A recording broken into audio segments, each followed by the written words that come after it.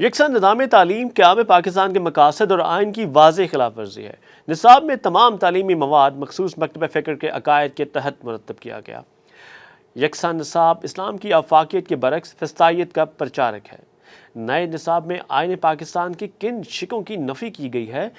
جانتے ہیں حسن کاظمی کے چشم کشا حقائق پر مبنی سوشل میڈیا کالم میں۔ وطن عزیز پاکستان کا قیام دو قومی نظریے کے تحت عمل میں آیا، جس کی بنیاد کوئی فرقہ وارانہ اکائی نہیں بلکہ مذہب اسلام ہے۔ یہی وجہ ہے کہ آئین پاکستان کے مطابق پاکستان کا سرکاری مذہب کسی فرقے کے بجائے اسلام کو قرار دیا گیا، جس کا مقصد ایک ایسے معاشرے کا قیام ہے جس میں اسلام کے تمام مسلمہ مسالک و مکاتب فکر کے پیروکار زندگی کے ہر شعبے میں یکساں حقوق کے حامل ہوں اور عدل و انصاف پر مبنی نظام ریاست میں کسی ایک فرقے کو دوسرے پر کسی قسم کی برتری یا فوقیت حاصل نہ ہو۔ اسی طرح مختلف نظریات و عقائد کے ساتھ شرکت وجود کو ایگزسٹنس کے لیے درکار باہمی احترام و برداشت، ہم آہنگی اور رواداری کو فروغ دیا جائے، جبکہ اسلامی اصولوں کے مطابق غیر مسلم اقلیتوں کے حقوق کا تحفظ بھی یقینی بنایا جا سکے۔ تاہم یہ امر باعث تشویش ہے کہ حال ہی میں حکومت پاکستان کی جانب سے ایک قوم ایک نصاب کے نعرے کے تحت یکساں نظام تعلیم کے نام پر جاری کردہ درسی نصاب میں قیام پاکستان کے مقاصد اور آئین پاکستان میں تمام مکاتب فکر کے لیے تسلیم کیے گئے یکساں حقوق کی واضح طور پر خلاف ورزی کی گئی ہے۔ نصاب میں تمام تعلیمی مواد کو ایک مخصوص مکتب فکر کے نظریے اور عقائد کے تحت مرتب کیا گیا ہے، جس سے اسلام کی آفاقیت کے ابلاغ کے بجائے سرکاری سرپرستی میں ایک مخصوص فکر کی تعلیم و ترویج، جبکہ دیگر مکاتب فکر کے نظریات و عقائد کی تردید کی گئی ہے، جس سے معاشرے میں فسطائیت اور ایک کے علاوہ دیگر تمام مکاتب فکر کے پیروکاروں کے لیے عدم برداشت کے اسی تکفیری کلچر کو فروغ ملے گا جس کی ترویج ضیائی مارشل اللہ کے تاریخ دور میں تیزی کے ساتھ کی گئی اور جس نے اپنے علاوہ دیگر تمام کو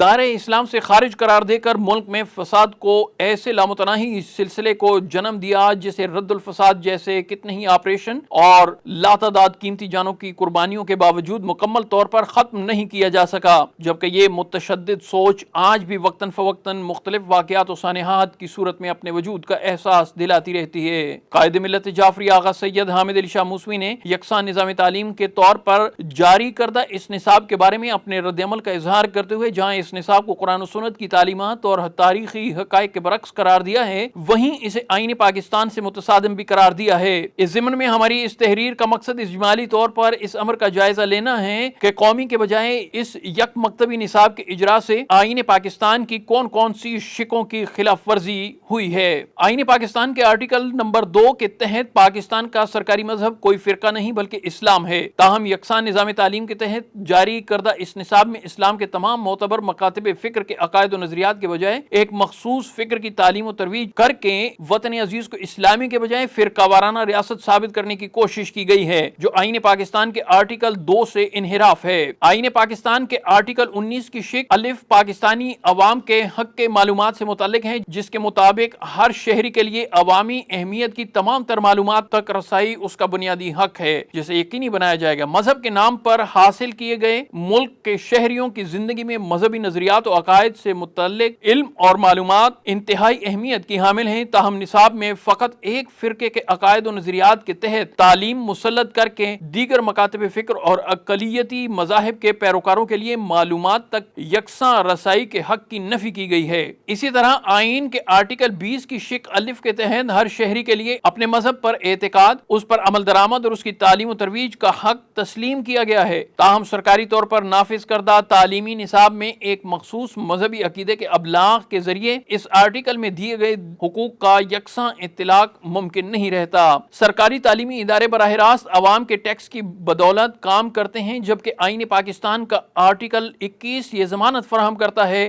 کہ کسی شخص کو ایسے کسی ٹیکس کی ادائیگی پر مجبور نہیں کیا جا سکتا جس کا استعمال اس کے مذہب کے بجائے دوسرے عقیدے کے ابلاغ و فروغ کے لیے استعمال کیا جائے۔ اس اعتبار سے سرکاری سطح پر ایک مخصوص فرقے کے نظریات کے فروغ سے آرٹیکل 21 میں درج حقوق کی بھی خلاف ورزی ہو رہی ہے، کیونکہ تمام مکاتب فکر سے تعلق رکھنے والے عوام سے حاصل ہونے والے ٹیکس کے ذریعے چلائے جانے والے تعلیمی ادارے میں ایک مخصوص فرقے کے نظریات اور عقائد کی تعلیم دی جا رہی ہے۔ اسی طرح آئین پاکستان کے آرٹیکل 22 کی شق الف یہ ضمانت فراہم کرتی ہے کہ کسی بھی تعلیمی ادارے میں زیر تعلیم طالب علم پر اس کے اپنے مذہب کے علاوہ کسی اور کی تعلیمات مسلط نہیں کی جائیں گی۔ تاہم فرقہ وارانہ چھاپ کی حامل زیر بحث نصاب کے باعث آئین پاکستان میں پاکستانیوں کے لیے تفویض کردہ اس حق کی بھی خلاف ورزی ہوتی ہے۔ مزید برآں آئین پاکستان کا آرٹیکل 33 یہ یقین دلاتا ہے کہ ریاست کی جانب سے عوام میں تنگ نظری، نسلی، قبائلی اور فرقہ وارانہ عصبیتوں کی حوصلہ شکنی کی جائے گی۔ ایک مخصوص فرقے کے نظریات و عقائد کی ترجمانی کرتا ہوا نصاب تعلیم آئین کی شق 33 سے مکمل انحراف ہے۔ آئین پاکستان کے آرٹیکل 227 یہ واضح کرتا ہے کہ ہر شخص کے لیے قرآن و سنت کی وہی تشریح معتبر تصور ہوگی جو اس کے متعلقہ مکتب فکر کے مطابق ہوگی،